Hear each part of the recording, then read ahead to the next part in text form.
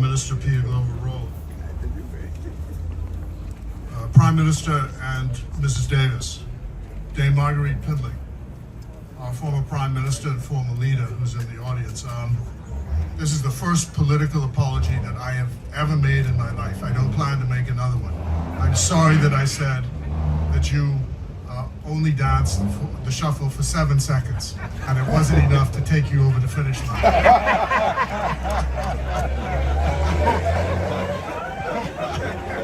He said I slandered him by saying that. He actually rushed twice. Anyway, so congratulations to the Saxons, and of course, well done.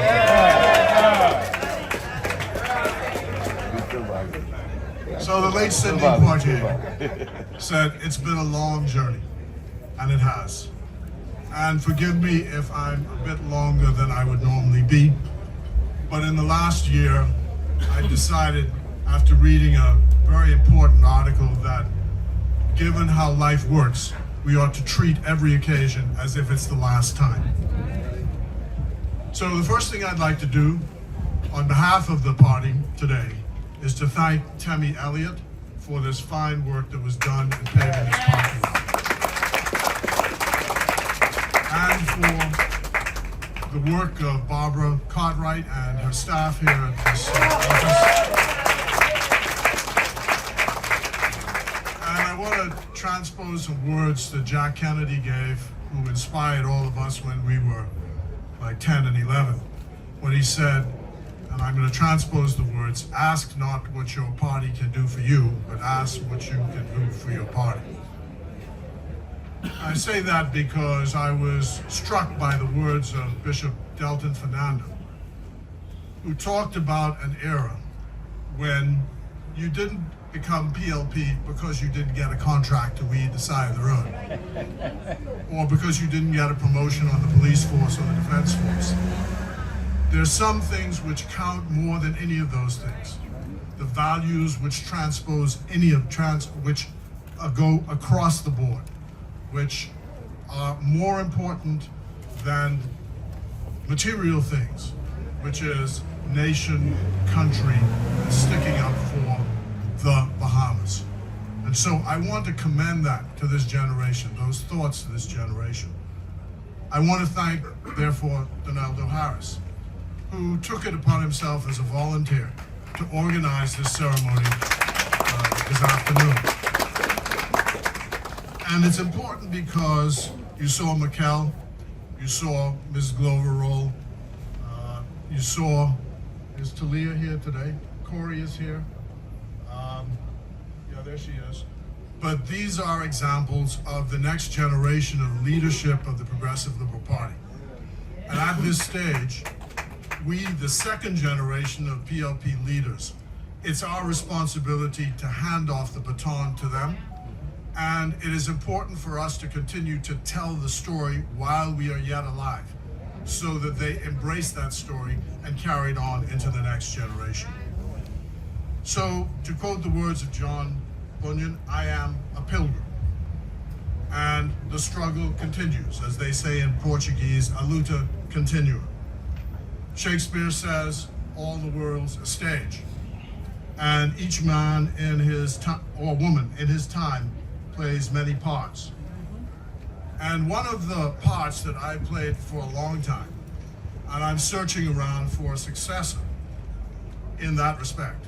Charles Carter once, the late Charles Carter, Sir Charles Carter, said to me that you are an iconoclast, and still playing that role today.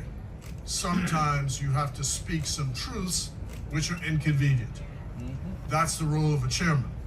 And you try to keep the Progressive Liberal Party on mission and moving forward.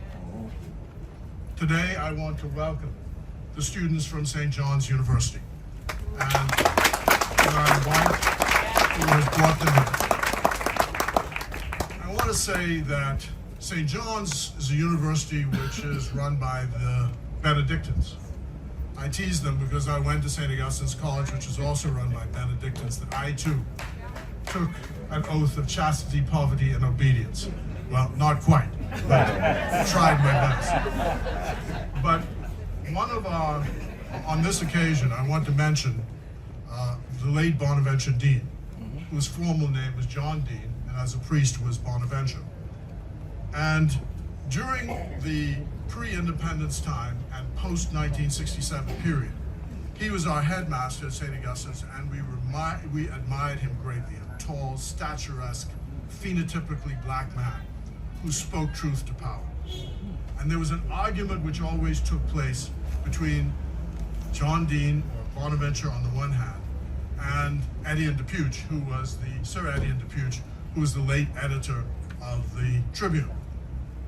And Etienne de Puch was a fervent supporter of the UBP and the old order prior to 1967. De Puch, in one of his arguments, called Bonaventure Dean the apostle of black power. And Bonaventure replied by saying that De Puch wanted the black man to apologize for coming to the Bahamas. And this debate used to go on back and forth in our newspapers.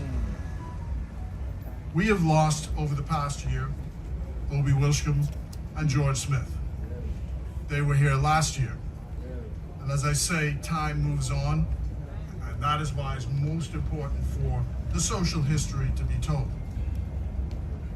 We were in Zion Baptist Church today, and I was reflecting on some of the things which existed prior to 1967. You heard some of them from Chris Curry, but I want to remember and recall for you some of those other things. So Zion Baptist Church was the exception prior to 1967 of those churches that were allowed to have a Sunday morning broadcast on ZNS. The churches that were allowed were the Anglicans, the Catholics, the Presbyterians, the Methodists, and exceptionally Zion Baptist Church. But that was it. When the PLP took over in 1967, the airwaves were opened to all churches. So, to quote a man I went to a funeral, he said, you know, when we were a little boy, they used to call us jumpers. But look, everybody's jumping now. So the airways were open to all churches in circulation as you see it now. I think the Bahamas Christian Council is responsible for the circulation of churches on ZNS. And then you think about high schools. I think every year, government high school, the government high school, had an input of 25 students a year for high school. So you imagine in our country, 25 students could go into class for this public school, the only public school, public high school. When the PLP came to power, their policy was to create, the policy of the PLP was to create free secondary school education across the board in the Bahamas so that no one would be denied a high school education. That's what the PLP did.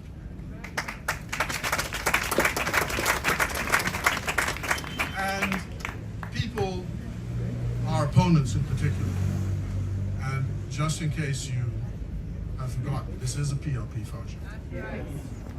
Our opponents are always obsessing about national debt. And national debt is a consequence of development. There was no other way for us to build the schools, to improve the hospital, to make sure that there was training done for our people. If the money was not there, the country had the ability to borrow, and the money was used to help produce better citizens for our country. That's what national debt represents. It wasn't wasted money. And it is going to be paid off, whether in this generation or the next, by more productive and healthy citizens. So, Maurice Moore told me, he was then one of the persons elected to office in 1967.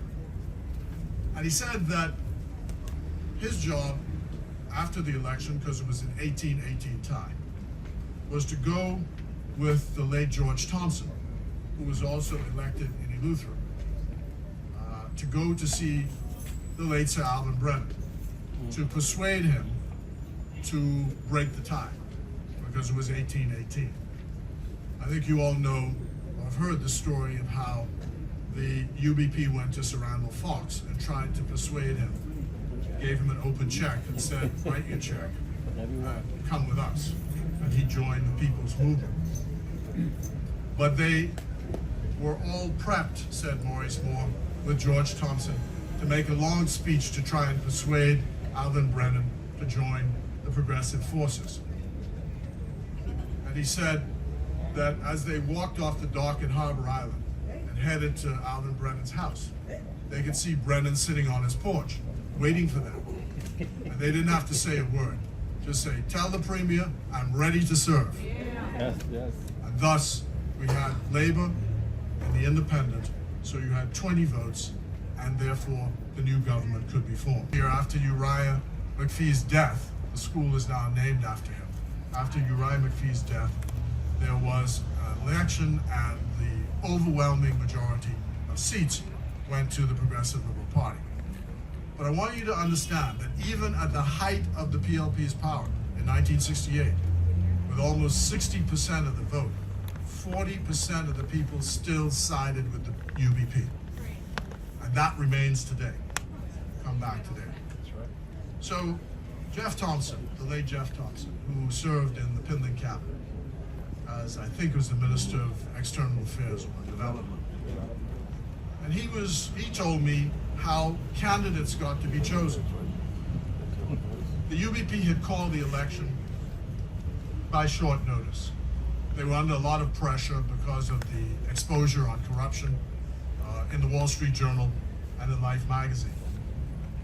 So the Premier, contrary to the governor at the time, Ralph Gray, said he tried to persuade Roland Simonette not to dissolve the Parliament, to wait until the term would run out in 67. But the Premier said that they felt in the circumstances of the allegations they had to call the election. So they called what was a snap election.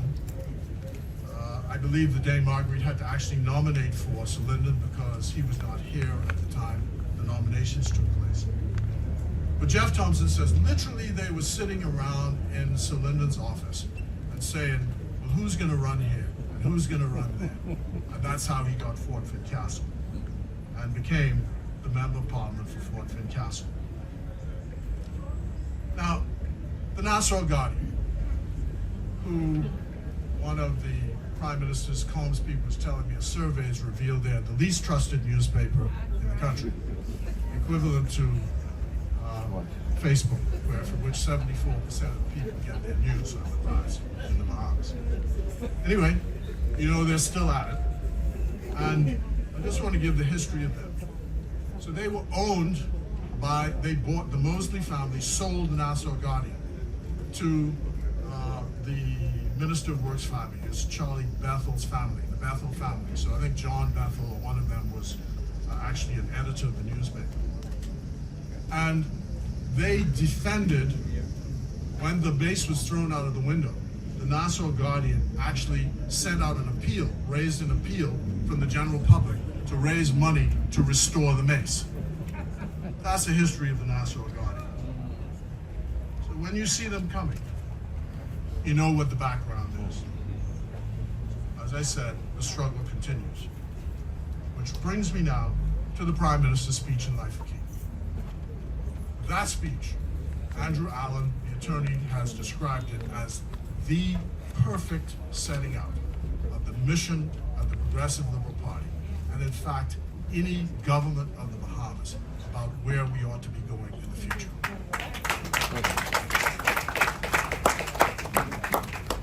And it's caused, as you know, the F&M and their surrogates to be upset, let me put it that way. The Prime Minister says maybe we should get Chris Curry to go down to Life Key. See, the facts are the facts.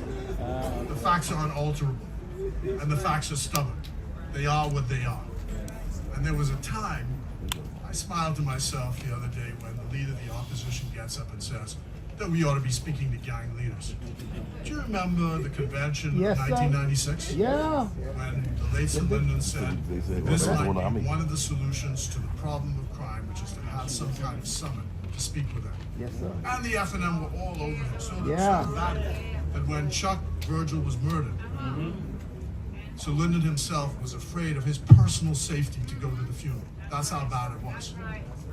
But in the end, it turned out it was F&M partisans that murdered Chuck Virgil. Had nothing to do with the PLP.